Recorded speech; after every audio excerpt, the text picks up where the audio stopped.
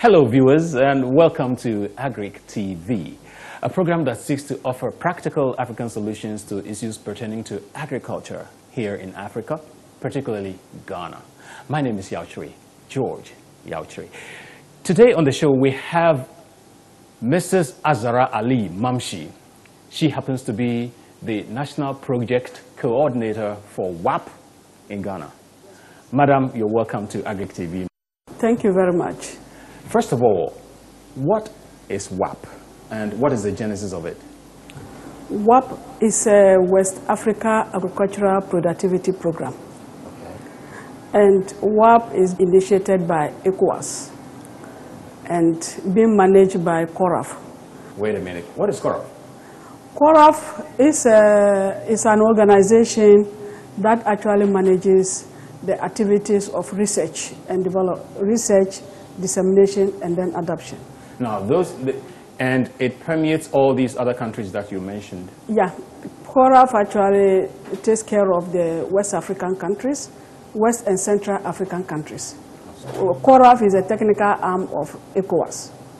So ECOWAS actually mandated CORAF to manage the Waapp. Okay, so what necessitated this Waapp thing? Because the farmers are, as far as we know, traditional farmers, peasant farmers, they are doing their job, they're going about their normal business, and then comes Waapp.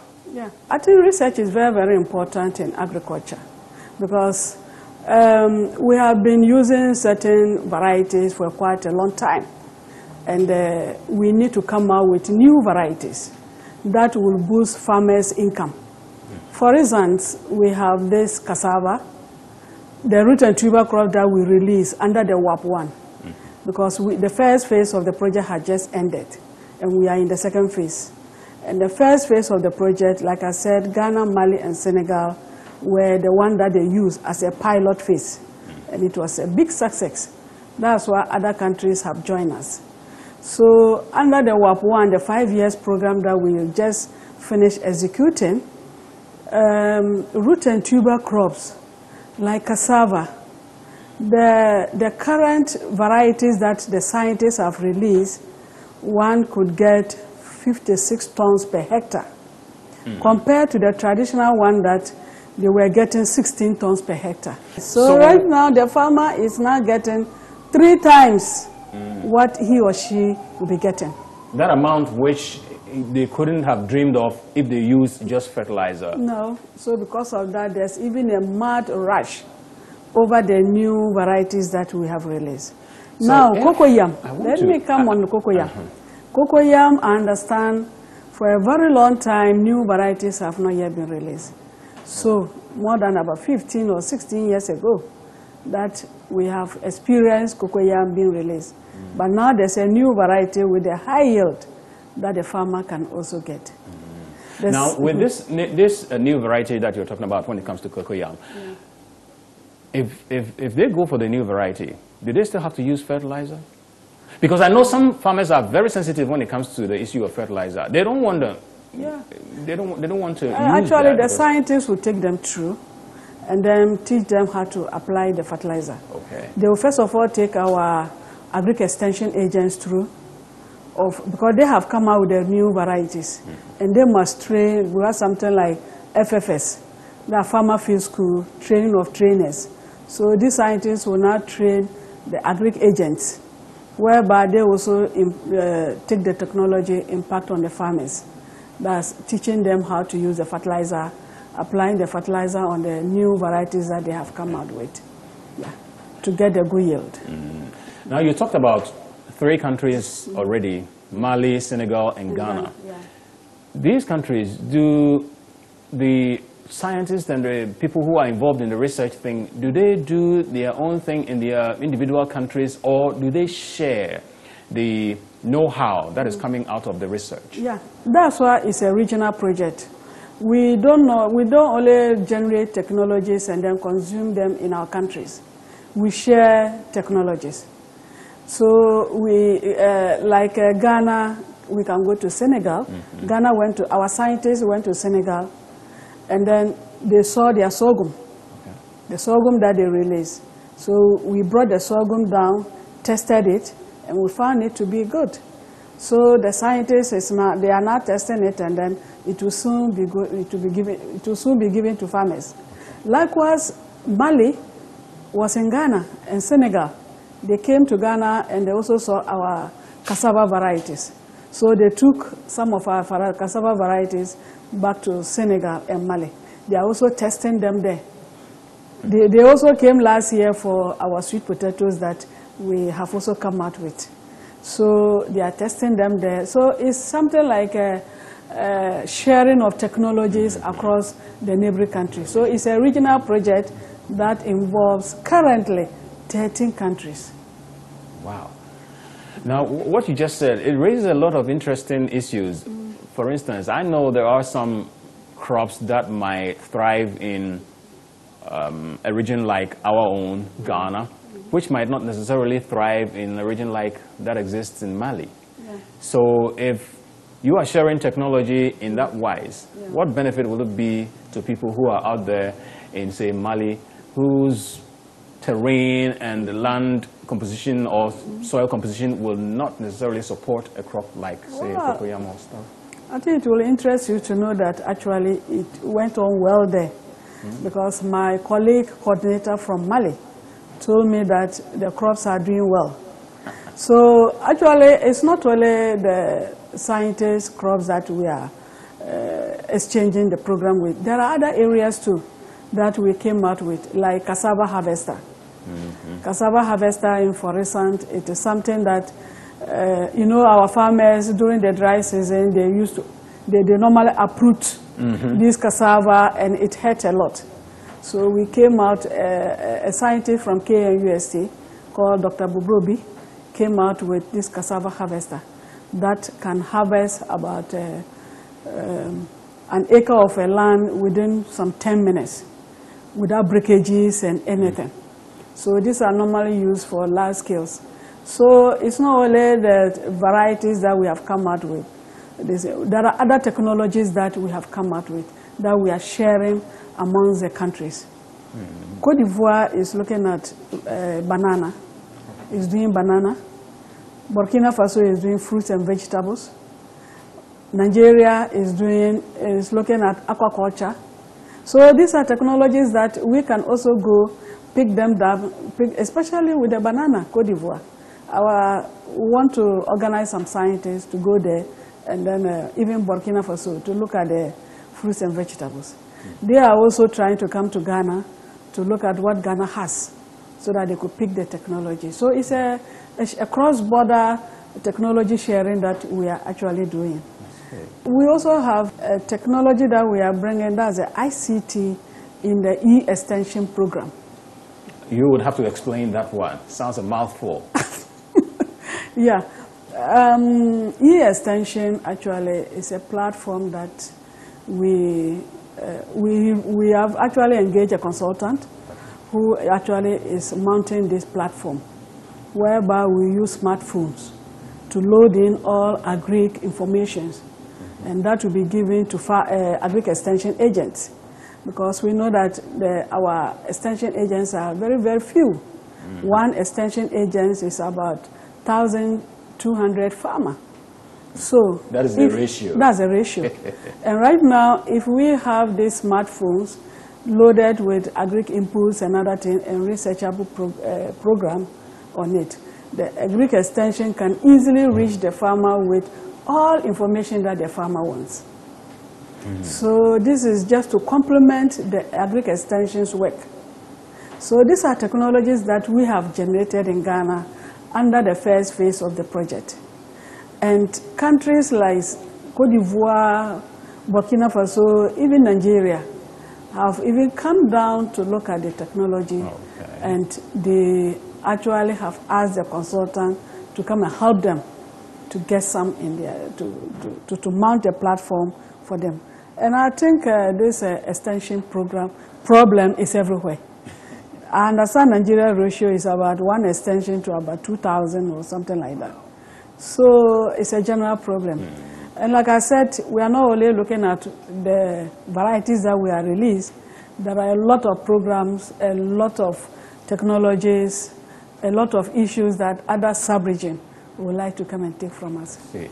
Now, did it have to take Waapp to actually, or ECOWAS for that matter, to actually intervene so we could harness the efforts of these scientists and people who are involved in research to actually to keep them going and to actually prop them up to be up to their task? Because I know individual countries have their own agric extension officers and researchers and so on. Well, they sat and then thought that to be able to help agric to grow is to help the scientists to come out with new varieties and then technologies. When you say that help them, what kind of help are you talking about here? Well, financially, I mean resource to help them, because funding is a problem.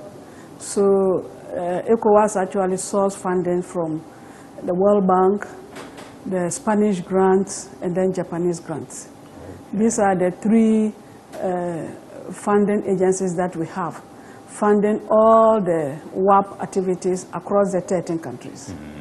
Yeah. I know certain farmers, when it comes to the peasant farmer, for instance, they are so steeped in their own traditions, the way they've known to go about their farming and so on. So they get a little suspicious when it comes to new technologies and stuff. Yeah. How receptive have they been in all these countries that are involved or tagged with Waapp?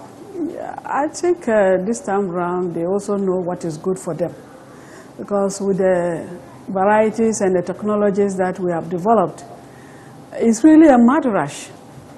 Yes, because if you go up there, they are really rushing for the new varieties that the scientists have come out with. Not only in Ghana, I understand Mali. My colleagues were telling me that the rice varieties is also there's also a mad rush for it, in Senegal. So I think farmers have understood, and then they also like it, because from beginning, scientists, they were not isolated. So when the scientists want to release the varieties, they first of all invite the farmers. So they interact, they go through it. Now, these are the varieties we are coming up with. How do you find it? That kind of thing. So they actually interact with the farmers. So the variety is not released and then imposed on the farmers. Okay. They actually work with them from the initial stages until the varietal release committee will come and then look at it and release it. By the time they release it, they might have worked with the farmers for a very long time. The farmers themselves will start implementing those varieties before the varietal committee people will officially, because that was the information I had. So, well, we allow them to do that. We have just finished with the Waapp 1. The Waapp 1 is actually to come out with the new technologies and then the varieties. Now we have moved into the second phase of the project, because the project is a 10 years project. So we have just finished the 5 years, and now we are moving with the last 5 years. And the 5 years, actually, we are to look at disseminating and then disseminating the technologies that we have generated under the Waapp 1. Because at the end of the 10 years, we are supposed to reach 700,000 beneficiaries. How far have you gone with actually trying to reach that goal? Well, in the second phase, this is what we need to reach. And we have just started. We are almost 4 months now since we started the second phase. So you will say you are making progress? We are making progress, and definitely we will be there. We are not only targeting farmers, we are looking at the value chain, that's processing and other things.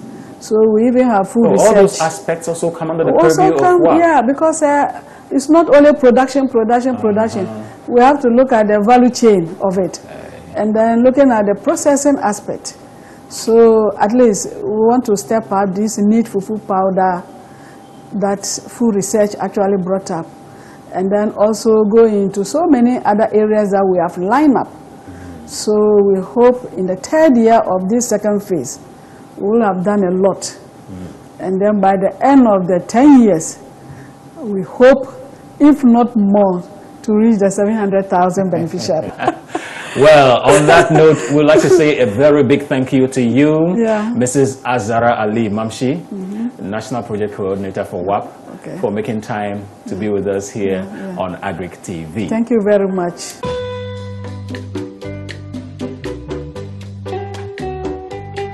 Welcome back.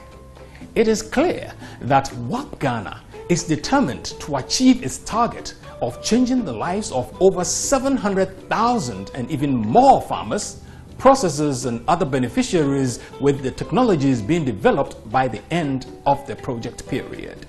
But how well are the various implementing agencies that are lined up along the value chain performing their roles to ensure that this target is achieved?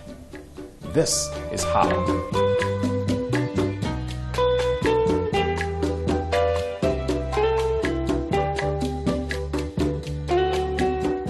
The Crop Research Institute of the Council for Scientific and Industrial Research has, since the inception of the program, released a number of improved varieties of various root and tuber crops.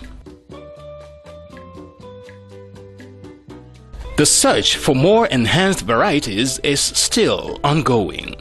To enhance this starch content in others, we will pick this one as a superior parent. So higher starch will be picked. And if Ojefo is equally of good starch content, but we still want to enhance it because of other good attributes, we will bring higher starch and Ojefo together. Most of the soils have marginal fertility. We recommend the application of both organic and inorganic fertilizers. So there is a need to establish the recommended rate for each of the release varieties. So the farmers can plant it as a package. When the farmer takes the variety, he knows what rate of what fertilizer to apply. We are doing this trial across different cocoyam planting areas so that we can have an idea about what fertilizer requirement is good for what planting area. A major role being played by the Crop Services Directorate of the Ministry of Food and Agriculture is to facilitate the multiplication of primary planting materials of the various improved varieties released under Waapp. A number of improved cassava varieties released from the research fields are currently being multiplied at Aswansi, Wenchi, Mampong and Babile agriculture stations as primary planting materials. The planting materials are produced under close observation and care to ensure that planting materials that will finally be released to the farmer through extension services are exactly what was released by the researcher. Unwanted materials are regularly roked out. You can even see the difference. You see the normal plant and then the unwanted one. The multiplication at the agricultural stations also ensures that adequate quantities are made available at all times when needed by the extension services.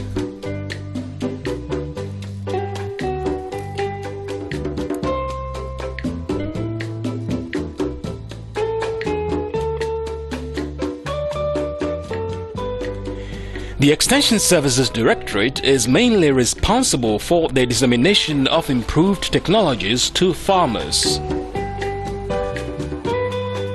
Before the beginning of the farming season, therefore, agriculture extension agents in various localities organize farmers' meetings to educate them on new improved technologies available to enhance productivity. Get a agriculture officer. Oh, officer. Atike ke benko eleke yawe alo ibe anwo ibe abilime fifi o atike redo awada awu nububu de siare ga kama wu ble ore atike kai mere kuku yanyan. The extension agents then develop working relationships with interested farmers who are willing to allow their farms to be used to demonstrate the new technologies. Demonstration plots are then established using the recommended agronomic practices on the farmers' fields. Field visits are organized at various stages of growth for the farmers to such demonstration plots. As you can see, this one is different from the local one. You see, the nose are very short. We have one here, we have another here, we have another one here. Very, very short. So if you cut it even into smaller pieces, you will see that the sticks will sprout. The farmers then see the performance of the improved varieties under their own local settings. Some of the farmers also access the improved varieties for planting on their fields.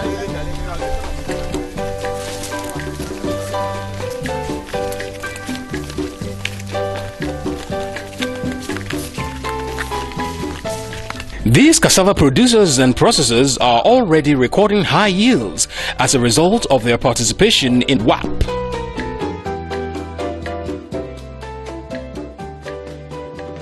Mr. Alfred Agoso is the leader of the group. He shares his excitement. I started farming 35 years ago. First, I started it with maize.